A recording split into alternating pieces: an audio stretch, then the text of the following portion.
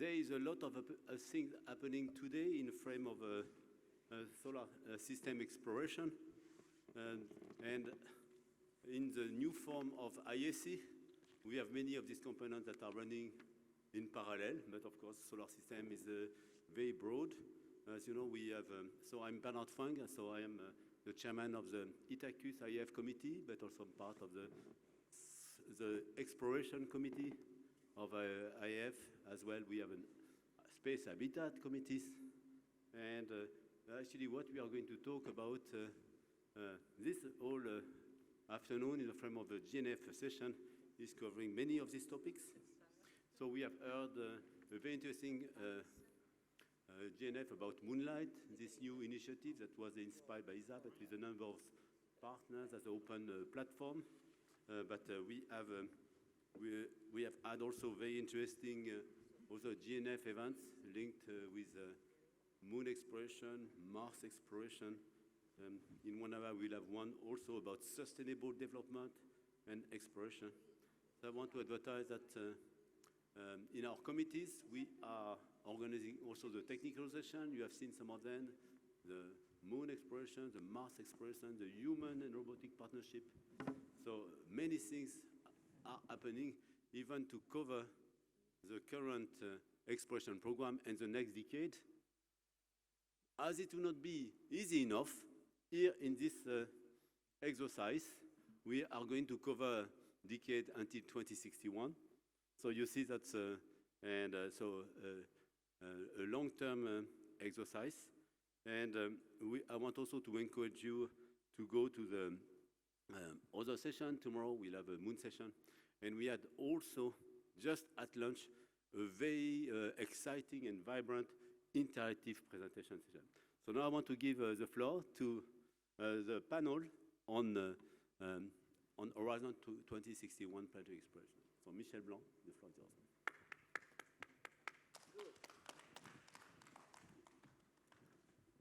Thank you, Bernard.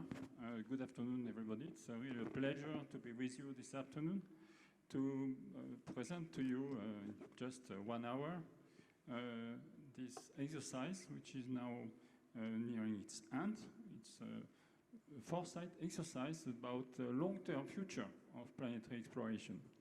I have with me 3 prestigious panelists whom I will have to introduce after introducing myself. So I am Michel Blanc. I am a planetary scientist, astronomer emeritus at the University of Toulouse, and I've been very active in promoting space missions to the solar system, particularly giant planets, which is a little bit my hobby, if I may say. So I would like to pass the floor to Dr. Ralph Magnett, my friend, who will introduce himself. I'm Ralph Magnett. I'm with the Applied Physics Laboratory of Johns Hopkins University in the US. And I am Maria Antonietta Perino. I work in Thales Alenia Space in Italy in the field of exploration since I can remember, Moon and Mars mission. Oh, yes. Yes, so I'm Bernard Franks. I've been working for 30 years at the European Space Agency.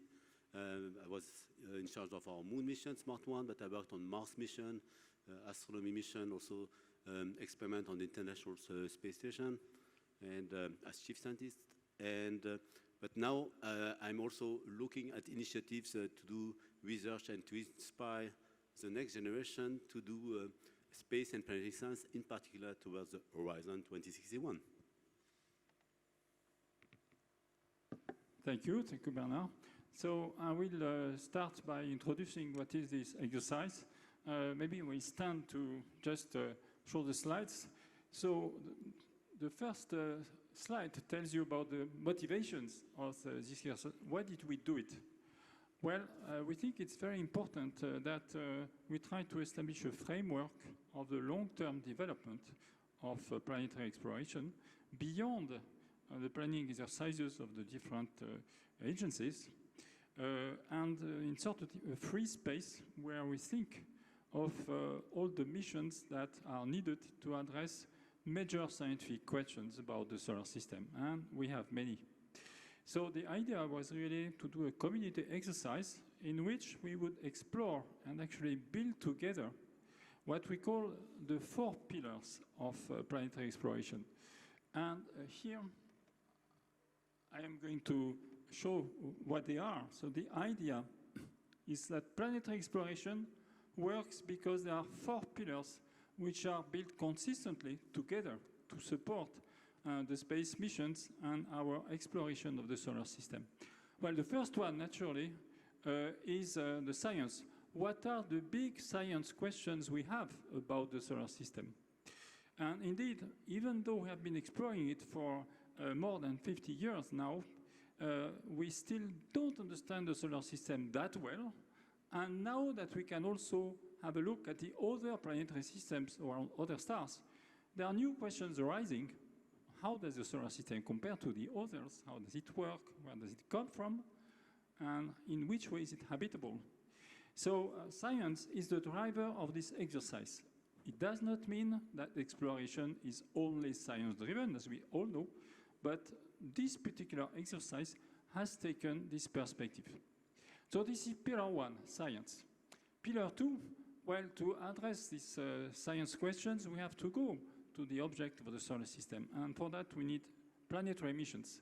So pillar 2 is a description of the planetary missions that are needed to address the key science questions. But then to run and fly these missions, we need technology, we need infrastructures. And what we did in this exercise is to look at the full panel of the space missions that are needed to address the science, and from that to derive the technologies that are needed within a decade, 2 decades, or even, and we took actually the perspective of 2061. It's a symbolic date, which is the return of Halley's Comet in the inner solar system. It will also be the centennial of the first human spaceflight. So really, 2061, a very important date. And the idea is to try to design with pillar 3, what are the key technologies that we need to develop or to make available for planetary exploration by this date to fly our dream missions? And in the same way, what are the infrastructures, what are the services that are needed to support these missions? So we have organized a team that has been exploring, in fact, these different pillars and building them in a consistent way. And here you have sort of the general scheme that we have been using for that. The idea is when you design a space mission, you always start in the science field from a big science question.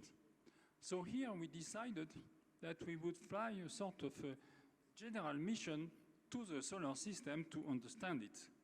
So the first step was to identify an overarching science goal.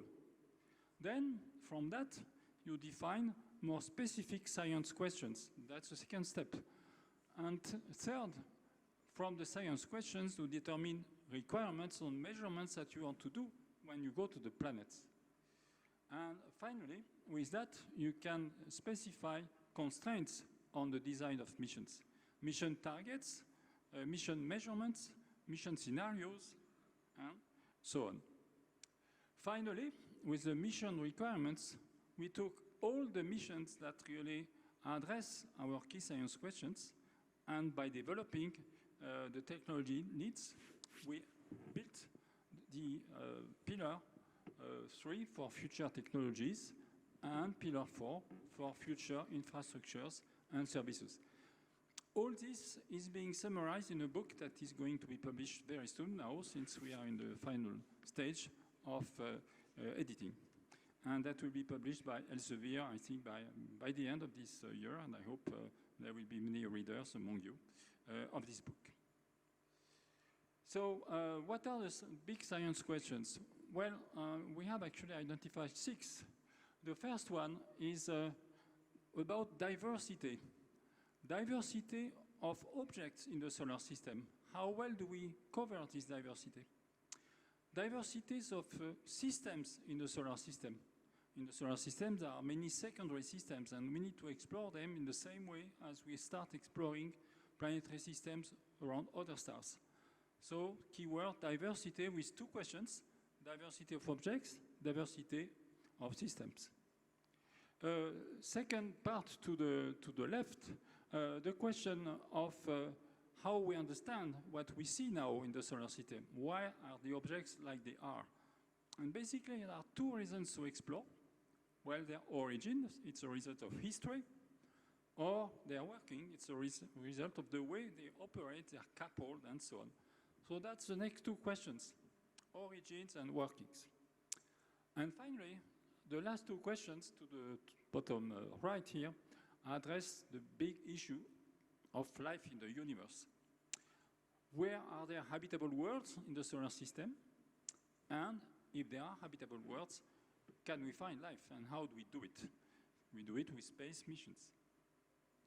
So I will go briefly through some of the different scales at which we actually right now explore the solar system, from the small scale to the larger scales, not to go linearly through all the questions, but rather to give you an idea that we need to understand the solar system as a multi-scale coupled system. So starting from the small scale, you have a picture here which summarizes three objects which are small bodies in the solar system. And look at that. To the left, you have Ryugu, which was the target of Hayabusa 2. So it's a very small object, 1 kilometer, among the Earth-causing asteroids. Then, slightly bigger, the nucleus of Comet Chury, 4 kilometers, which was the target of Rosetta, as you know. So it's a comet from the short period population. And finally, when you go to the outer solar system, to the transhuman objects, you find actually much more material altogether. So that's really the frontier for the observation of small bodies. And among these TNOs, this one is the one which was explored by New Horizons during the second of its big adventures in the outer solar system. So we know small objects, they are very interesting by themselves. They are the memory of the formation of the solar system. They are the building blocks of the planets. So the second scale of organization in the solar system is naturally the planets themselves. And we know they divide among terrestrial, gas giants, and ice giants. And here, I just wanted to say, we need to understand each planet as a system in the way to understand how the different layers are coupled together. But we also need to explore all the categories of planets. And let me say, there is one big miss. We know rather well now terrestrial planets, most of them at least. We know relatively well Jupiter and Saturn, the gas giants, but Uranus and Neptune, the ice giants, have been visited only once by Voyager 2 in the 20th century. So there is something to do here urgently to cover this part of the inventory of the solar system. It's one of our important messages. Finally, the objects in the solar system are not randomly distributed. They are organized, actually, in what we call secondary systems. At the top here, you have a representation of where are the secondary systems in the solar system. Let me say that the first one, the closest, is our secondary system, the Earth-Moon system. And when we identify that, we understand that the Moon, in this sense, is a particularly important object as the companion of the Earth. It tells us a lot about how a terrestrial planet works, but also about the origins of planet Earth, and maybe also about its habitability. But then there are naturally the other secondary systems, or Mars with these two satellites, but mainly the four secondary systems of the gas giants and of the ice giants. And again, let me mention that for the ice giants, we know very little. Actually, even the inventory of the satellites is not finished. And to the right, you see that Proxima Centauri and its system is awaiting our visit. Not by 2061, but probably by the 22nd century. So another point that is very important in the way we have been thinking about planetary exploration in the solar system is that it connects us very strongly to the other planetary systems that has been explored at an increasing pace since the beginning of a discovery of exoplanet in 1995. So let me show you at the top the Galilean satellite system. Jupiter with its 4 Galilean moons has many connections with a system like the TRAPPIST-1 system, an exoplanet system with 7 planets which are trapped in a mean-motion resonance. While in the case of the Galilean system, 3 of the moons, Europa and Ganymede, are trapped in the so-called Laplace resonance. So we have at home, if I may say, an example of a resonance system of planets. But also, at the same time, this Galilean satellite system gives us a very good question about the question of habitability. At the bottom, you have a description of the inner solar system. In green is what we call a habitable zone. It's just a range of distances where water can be stable at the surface for given atmospheric conditions.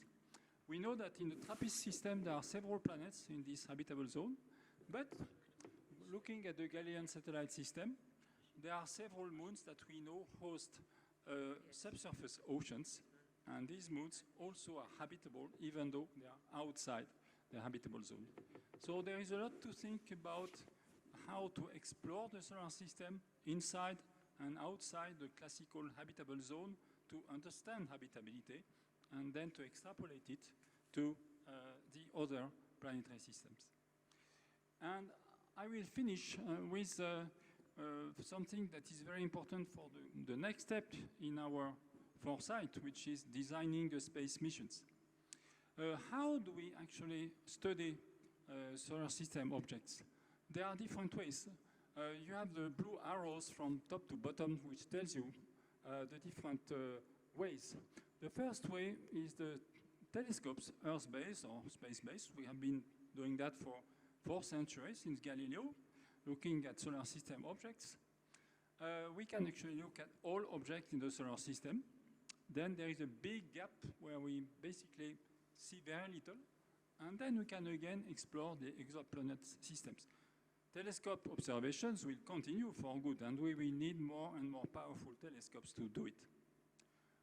The second type of exploration is robotic exploration with Flybys. I think we've been a long way out into the solar system with Flybys. That's the first way to look at planets. Then in situ exploration with orbiter, and then with probe at land and so on. It's a third type. The fourth arrow tells us that there is something very important, which is to return samples from the different objects. It's a fantastic way of understanding what they are and telling us about their origins. So sample return plays a key role naturally in our foresight. And finally, at the very bottom, human exploration. Human exploration applies essentially to the moon and I suppose in some time by 2061 and before to Mars.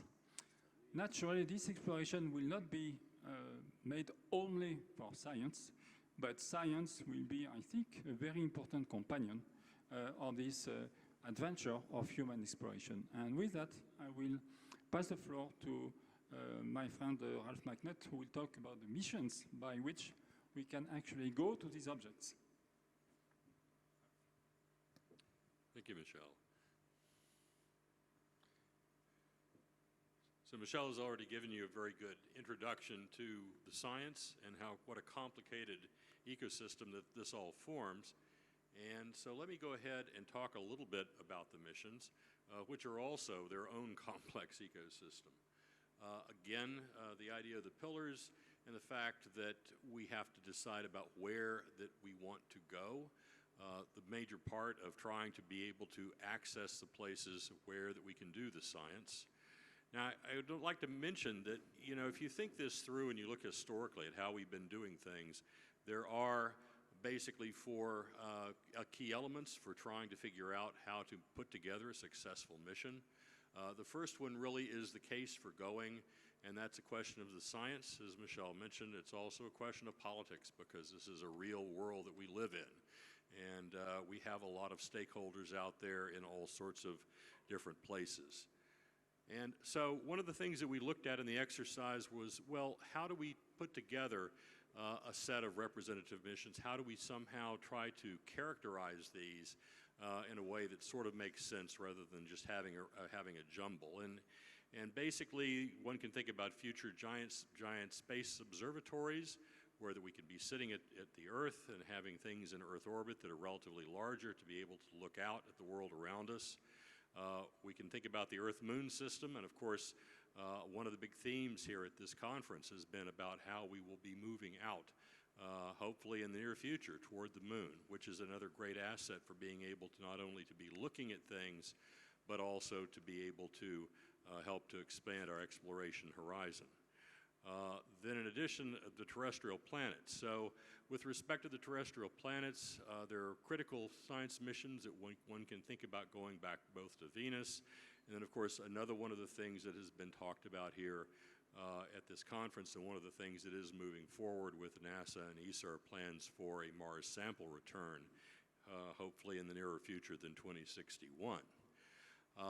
Other things, the giant planets and their systems, and again, Michelle referred to the science there. This includes Jupiter, Saturn, Uranus, and Neptune, both the inner two giants as well as the ice giants.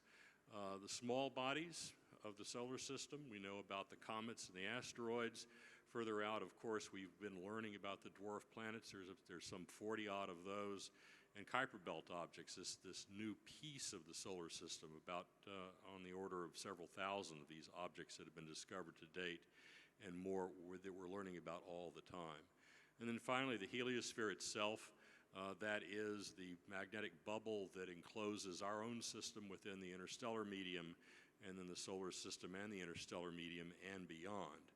And being able to look, for example, at primitive matter that is associated with the very early origins of our own planet. Now, to try to put this into some sort of perspective, we came up with a matrix of looking at, beginning with the missions already flown or under implementation, and again, looking at the various types of exploration that one might think about doing, in situ exploration, for example, orbital observations, flybys, and then plotting those against the various kinds of objects that we have out there, again, the terrestrial planets, and then moving outward through the system. So you can think about the x-axis on here as really giving you an indication of the distance, and the y-axis is giving you an indication of the complexity that's associated with doing these kinds of missions. The green things, again, showing some of the things that we have already done. Now, again, let me recall that I mentioned that for any mission, there were these different four key elements.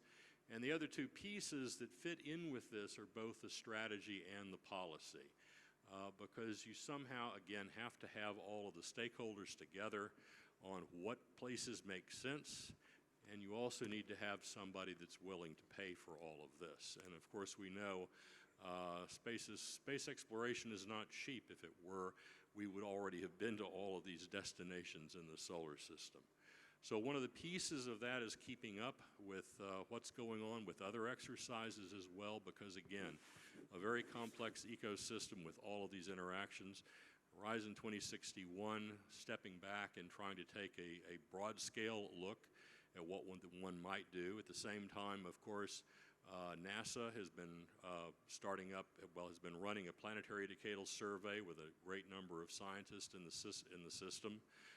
That report is going to be coming out soon. I understand it's probably going to be released in the next couple of months at the most, with some ideas about what that NASA should be doing for the next 10 years in planetary exploration.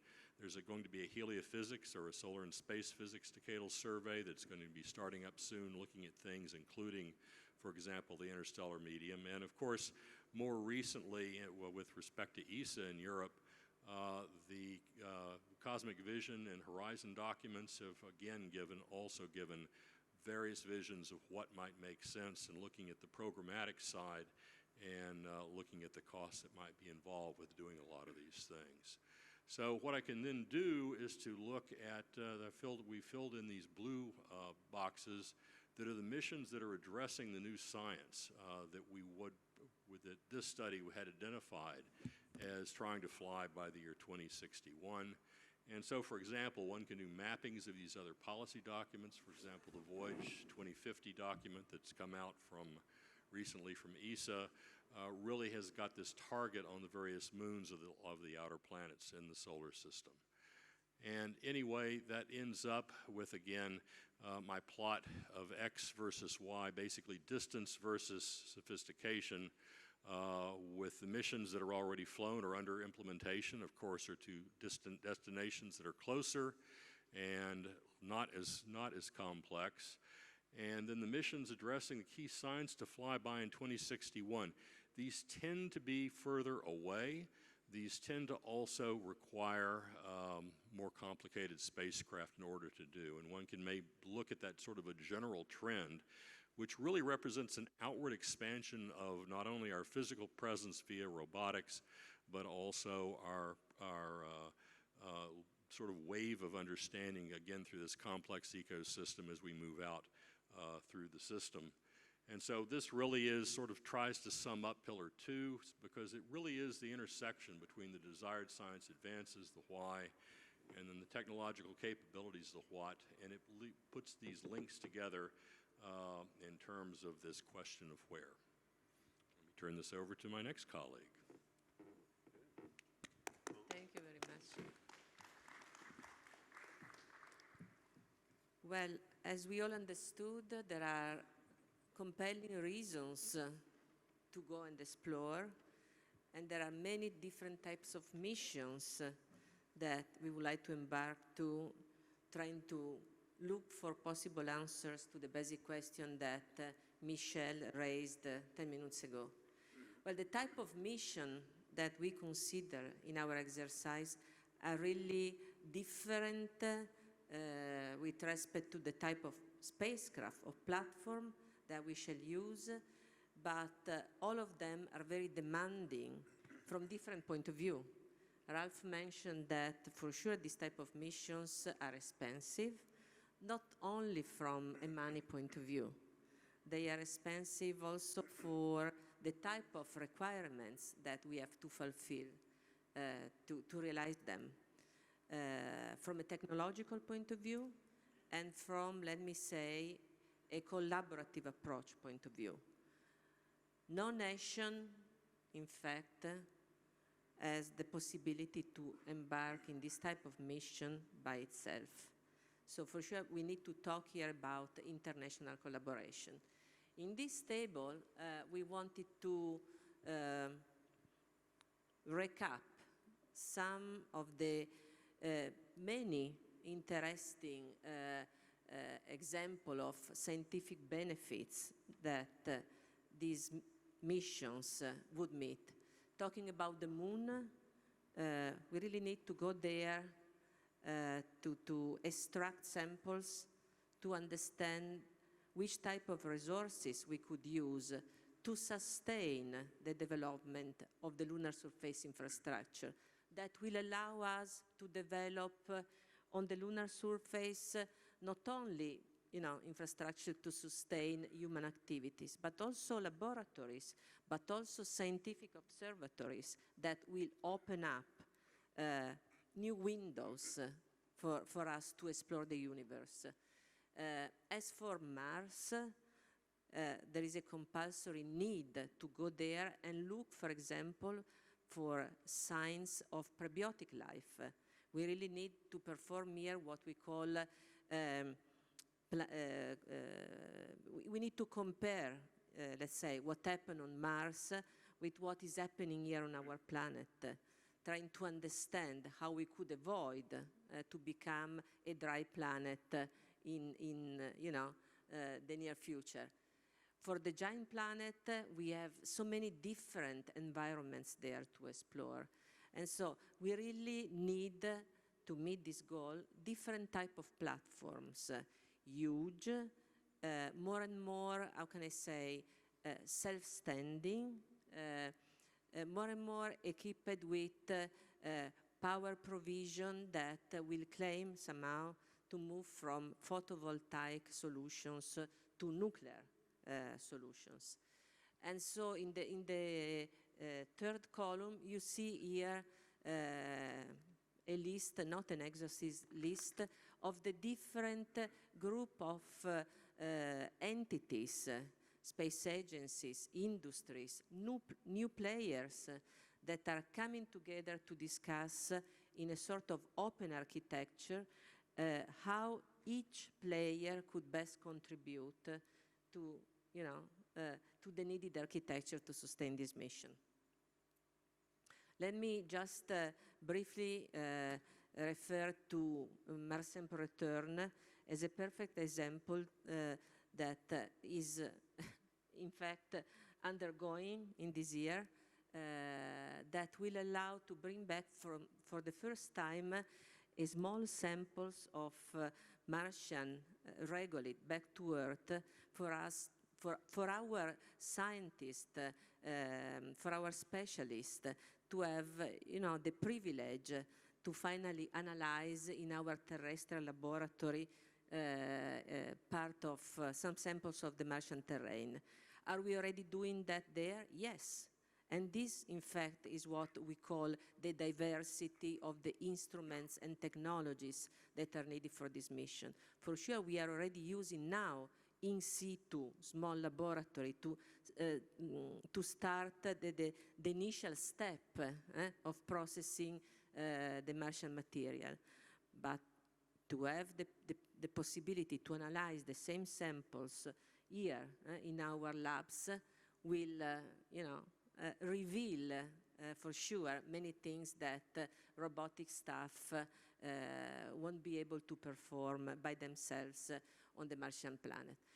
This is the technological point of view. The international point of view, again, this mission is the perfect one to show a fruitful collaboration between two major space agencies. NASA and ESA are coming together to put on the table the different pieces of the puzzle that at the end will compose the overall Mars Sample Return architecture. NASA will, has already in fact sent on the planet Mars, with the Mars 2020 mission, the rover that is collecting the samples, and ESA in few years will send a rover, the Fletch rover, that will start retrieving the sample and how can I say, store them in a small rover that will return to the landing platform where a NASA vehicle developed by NASA will carry back in orbit the collected samples and then back home. So again, could ESA or NASA perform this mission independently? Maybe yes. But doing that together, for sure, it's easier, it's richer, and this is the only way, according to our exercise, we will be able to perform the next mission in our catalog, I should say, in our menu, after Mars Sample Return. So in these slides, just a small recall of what you will be able to find in our book. For sure, this mission asks for advanced instrumentation. For sure, these missions ask for the possibility to analyze also in situ the samples. The architecture is complex. The different carriers will be able to operate both independently and in collaboration with other platforms sent by the other players. I already mentioned that the more we go out of far, reaching the borders of our solar system, the more we need power provision that will not be provided, let's say, by the sun. So for sure we will need to develop nuclear technologies to sustain this mission, but not only nuclear technology. We will need artificial intelligence. We will need to develop the capability to store on board a huge amount of data, to pre-process this data before we can send a small digested quantity of information back to Earth. What else? As for the missions that will bring people on the moon and Martian surface, for sure, for the time being, within the time frame that we have considered, these are the two opportunities that we have, Moon and Mars, for human missions. And so in this case, a lot of technologies will be needed, landing capabilities, but also life support system, but also radiation protection, but also we will need to take into account not only technology, but also psychological and physiological issues. And then I would invite Bernard to tell us more about the infrastructures. Yeah, thank you. So I have another presentation. Yeah, so indeed, we have talked about the science, we have talked about the missions, we have talked about the technology we need, but also we need a lot of infrastructure to go along this journey for Planetary Exploration 2061. So we formed a group called Pillar 4, supporting infrastructures and services, but also we talk about the human resource aspect and how to engage all the community, how to engage you. What can you do towards 2061? Some of you will be still alive then, but still everybody will be alive. I will be retired on the moon base anyway, and we will hold another session there. We will engage you, but you have a role to play. So we have formed a group that have written the papers, but I want to also acknowledge the contribution from various other actors. So we said, okay, we are exploring this various objects in the solar system step by step. We use our eyes. We want to protect our eyes. What our eyes will do, that means maintain dark sky on Earth, because that's the first step toward exploring. So let's work on the dark sky. We will have telescope, we will have advanced systems. And then we have some system in Earth orbit.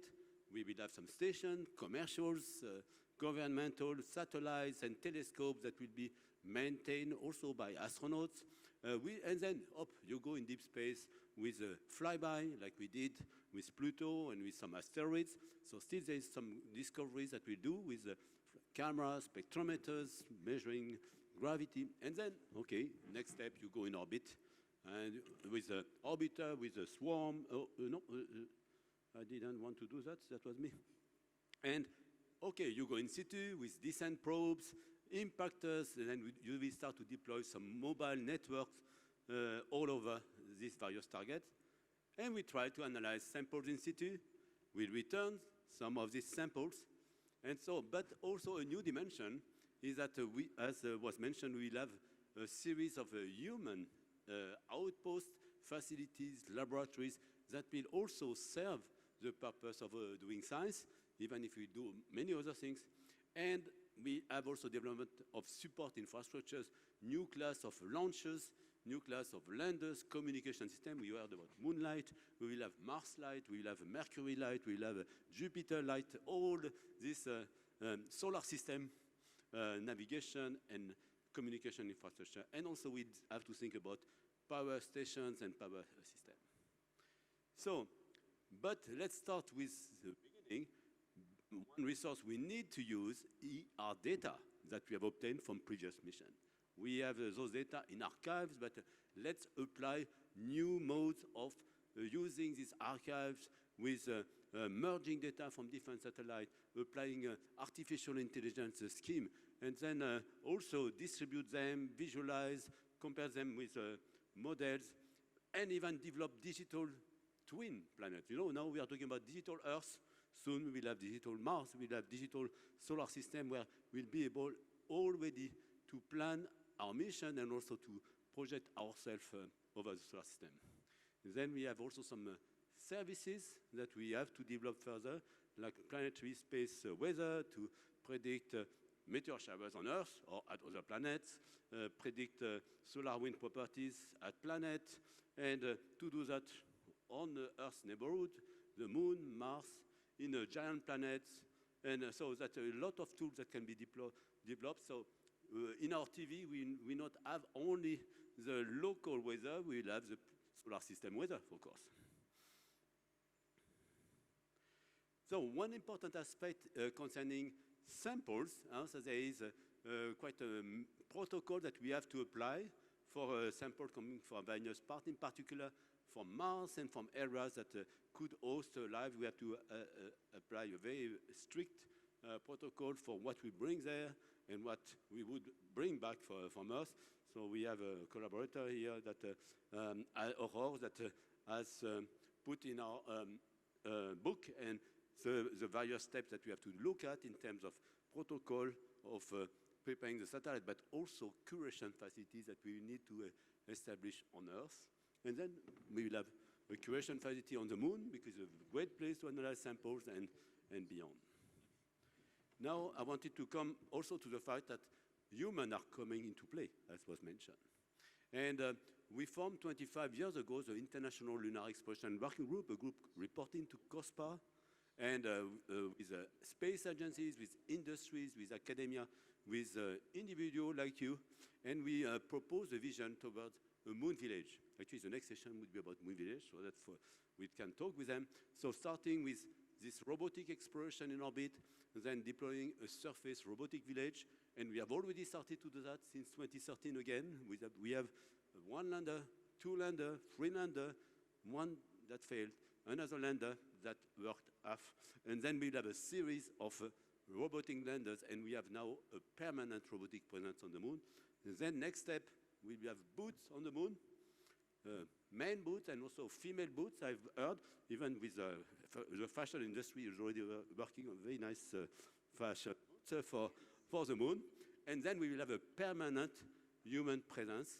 So in the time frame of 2030, it's likely we will have 10 astronauts. They will do a 6 months stay, and then the commercial and the whole society is going to live there. So clearly, that will be a great asset to help support the scientific goals that were presented there. So we have also a vision, so beyond the Moon, some infrastructure that we will deploy in Earth orbit. So we'll have a big station, so we can also conduct science of microgravity, deploy large telescopes like the Hubble Space Telescope, which use humans to be deployed and maintained. And then we'll go towards Mars, towards asteroids. And 2061, it's likely, okay, we will have human on Mars by mid-35. We plan to have 100 people on the Moon in 2040. First baby born on the Moon, of course. In 2050, we'll have 10,000 people on the Moon. We'll have the Republic on the Moon in 2061, yeah, of course. And, but on Mars, from what we will have learned, we will establish also a settlement where we can perform a lot of science, but also many other things, technology, economy, inspiration, and renaissance. So for the near term, we have established also an infrastructure with various elements, which is made of mission, which is made also of infrastructure assets, such as positioning, landing system, transport, and also that will go along to develop some lunar economy. So, and Mars economy. So we had the Moon Village vision, a sustainable presence on the Moon for the benefit of humanity or of Earth more generally, because I think that there are a few other species on Earth that we have to take care of.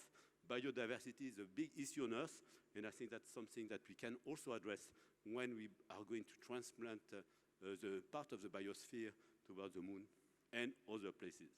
So what about the Moon base? We have built one. You can see it's here, visible.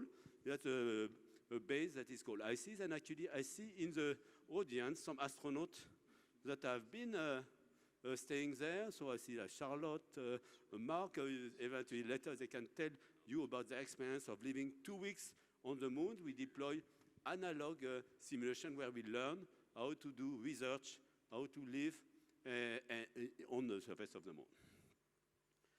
So actually, indeed, I would like to end with some aspect. We talked about infrastructure, hardware, software, but it's mostly about people.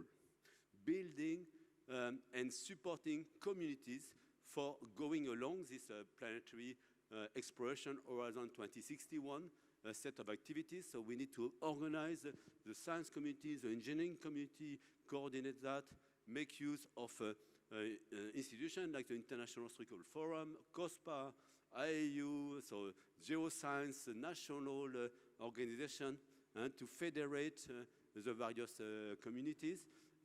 But also, I mentioned, to support laboratory work, also analog simulation work to help us to prepare some of the elements of this on Earth. And theory should not be forgotten, investing in data processing, making use of latest AI advances. So that's one aspect we should really support.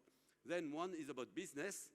There will be opportunity for you to do business that will help to advance science, but also advance technology, advance communities there.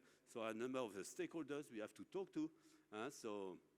Ourselves, also the engineers, but agencies, political actors, please bring them along. Influencers, rock stars are welcome if you want to promote what we want to do for Planetary Exploration 2061. Investors. International cooperation has been very well covered by Maria Antonietta. Another aspect is education, outreach, inspiration effort. And so we have now to bring our view of planetary science, Horizon 2061, to society. So we count on you. Thanks for being here. Thanks for being, then from now, our messenger. You will be the ambassadors of Horizon 2061, because clearly you will be alive then, or you will contribute.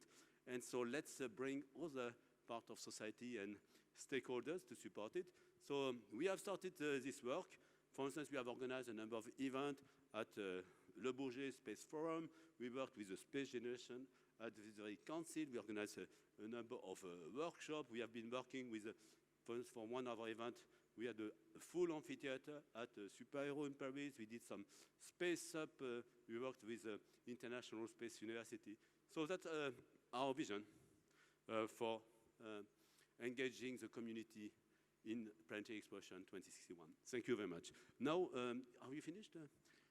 Thank you very much, Bernard. We have time, I think, for a few questions. I would like first to thank all Gus, my dear colleagues, for their presence today and for their active participation to this exercise. And I'm sure that you have questions from the floor. Yeah, I will go down with the microphone. So let's collect some view from from possible stakeholders. So let's me introduce Professor Teisikli. He's building moon bases, and he's a civil engineer that has federated the work in Korea of all possible. So what can you do for us? Surprising. My name is Tae-sik Lee. I'm from Korea. I was a former president of KICT, Korea Institute of Construction Technology. We made that big moon and Mars environment vacuum chamber. It's a 4 meter by 4 meter by 4 meter and 10 minus 6 tall. And then lunar simulant with 10 minus 4 tall. And its soil is 20 tons. So we can test. You have a plan to the 2061, but then now you have the moon and Mars environment vacuum chamber. It's open for you. You use that this environment for the future technology research and construction. So very open. Please come to Korea, and then you can see with the spacesuit, because 10 minus 6 total is a vacuum, is a huge. And the soil vacuum, that means we call, instead of a clean vacuum chamber, we call the dirty vacuum chamber. So please come to Korea. Thank you. Any question here? Oh, yes. So this is Mark Hemskerk. He's a moon astronaut. And so let's tell us what you are going to do on the moon base or beyond. Yeah, so very briefly, I'm a geoscientist, and I'm mainly working on, So I'm a geoscientist. I'm working on the lunar and Martian ISRU, and I'm very interested in using the lava tubes on the Moon and Mars. That's also one of the projects I'm currently working on. But I actually also have a question for the people here, because I hear a lot of stories also about to inspire the current generation of space students, for example, people working in space, and also giving them opportunities, which of course is very important, which I can also benefit from as a space student myself. But I'm also wondering, how are you planning to bring this education to the even younger generation, the currently people in elementary school? Those are actually the people who are going to be either the space students in 2061, or maybe even the people going to the moon and beyond in 2061. So how we bring it to the public, to the kids? So first, I work myself at the university level, so I have a number of students. I have some students at Lausanne, at the École Polytechnique Fédérale Lausanne. These are engineers, so they design a mission.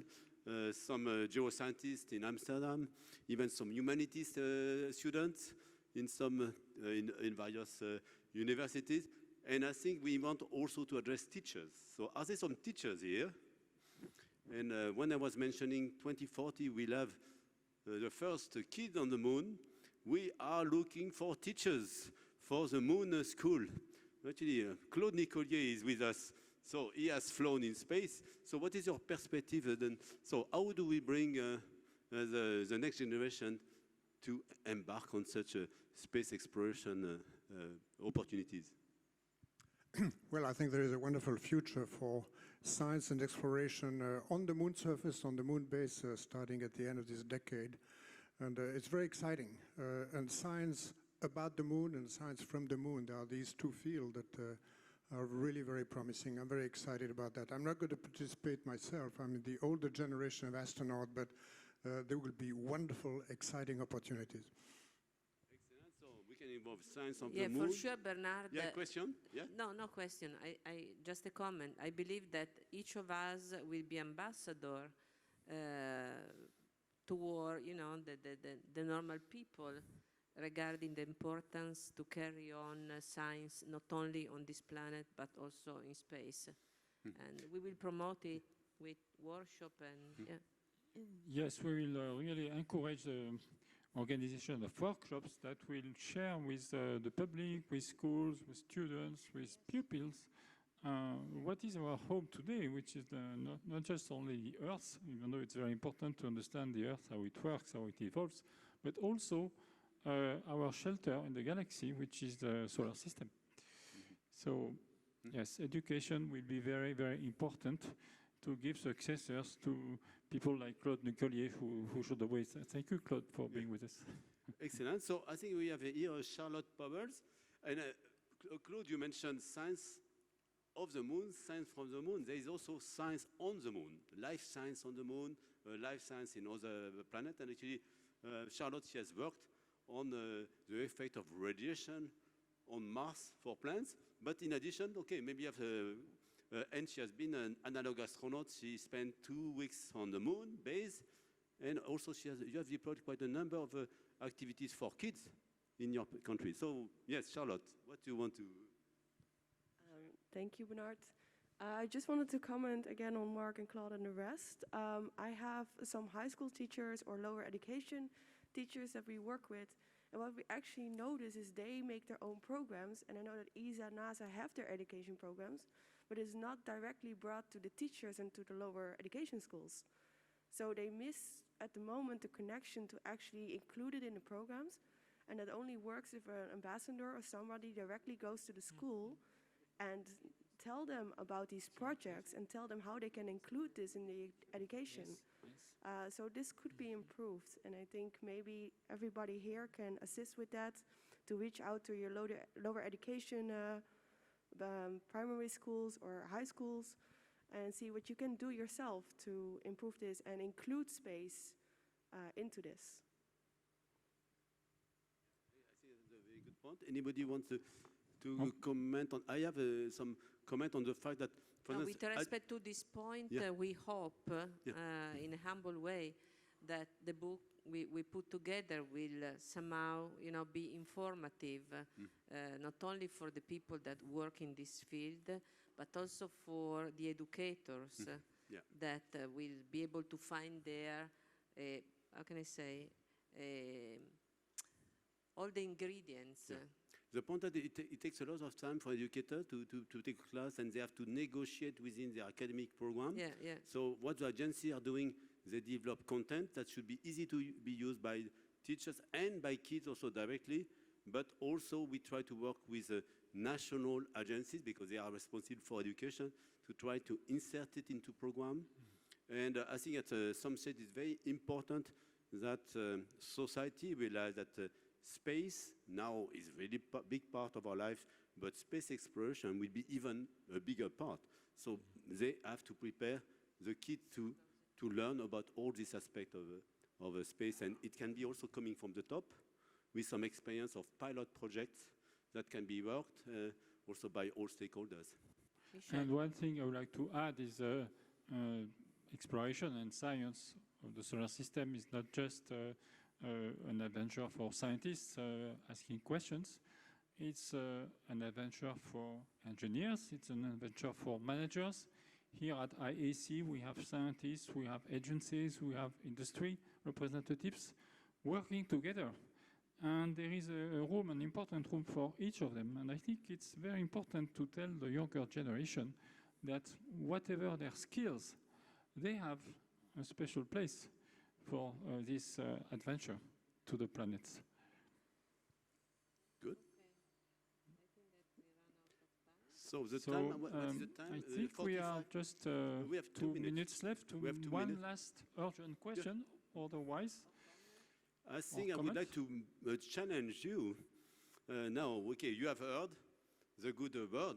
So do you think of some activities that you could host? Because I see a large diversity of countries, a large diversity, good gender balance. So I think that's and also of discipline. And we have also a number of technical committees at IAF.